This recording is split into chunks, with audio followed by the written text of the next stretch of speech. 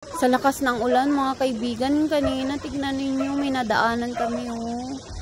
Ayan.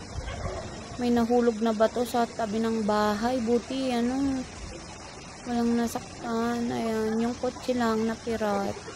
Kawawa naman sila. Ayan mga kaibigan. At saka tignan nyo, may aso sa gilid niya. Buti hindi tinamaan. Ay, naku Lord. Tignan nyo naman mga kaibigan ang nangyari. Diyos ko, sa laki ng batong niyan. O, kita nyo kung anong nangyari sa kotse. Ayan, dito lang yan sa may Baguio City. Ayan.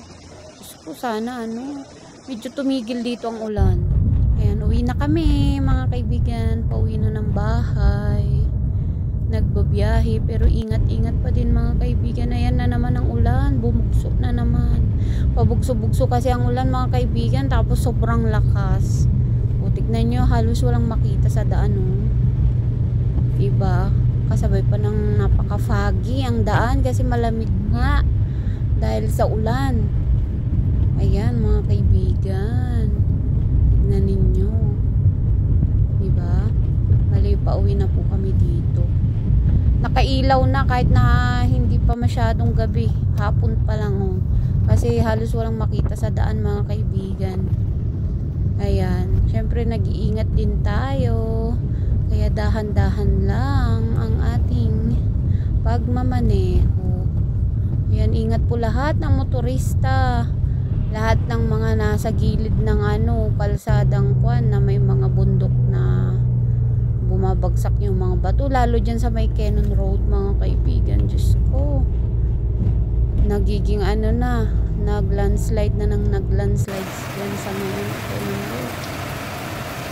Sobrang lakas ng ulan mga kaibigan. Naawa ako sa aking manok, nandun siya oh, hindi ko siya makuha.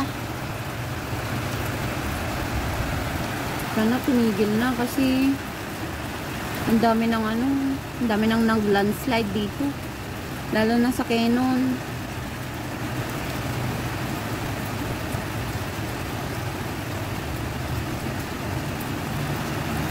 Hindi ba mga kaibigan oh?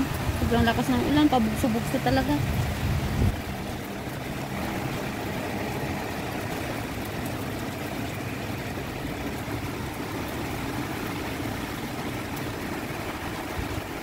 Kahapon di pa masyadong ganito pero ngayon walang tigil ang ulan, sobra.